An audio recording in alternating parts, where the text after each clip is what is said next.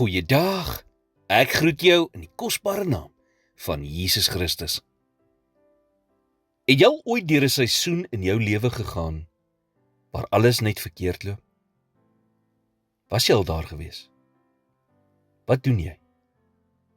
Dit voel asof jy net nie kan wen nie, en dit lyk asof daar net nie 'n uitkoms is nie.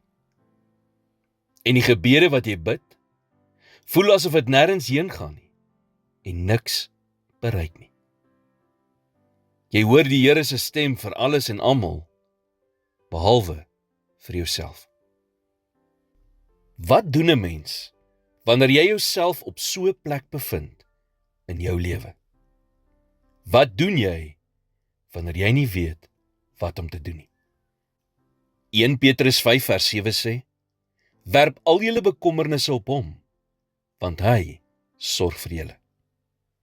Sluk jou trots en roep uit na God. Wat jy ook al vir God gee, gaan hy na omsien. Jy kan verseker wees van dit. Ander mense gaan dalk nie altyd alles oppas wat jy aan hulle toevertrou nie, maar God sal. Wat jy ook al vir God gee, sal hy na omsien. Wat moet jy vandag aan God toevertrou? Ek sal jou sê wat jy aan hom moet toevertrou. Alles wat jy oor bekommerd is. Dit wat jy vandag oor bekommerd is, moet jy aan hom toevertrou. Die moeilikste tyd om egter God te vertrou, is gewoonlik wanneer dit die slegste gaan.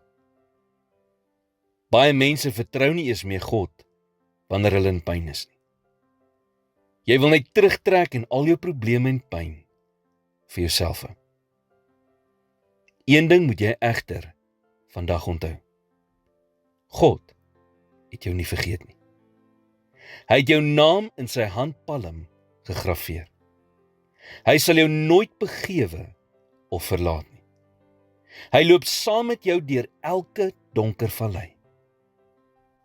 Die God wat elke haar op jou kop getel het, en wat weet van elke mossie wat op die grond val, is dieselfde God wat bewus is van al die detail van jou lewe. En hy sal jou pyn en lyding gebruik en omdraai in maniere wat jy nie sal glo nie. Jou omstandighede sal nie vir altyd aanhou nie. So maak vandag die keuse om God te bly vertrou. Hy weet immers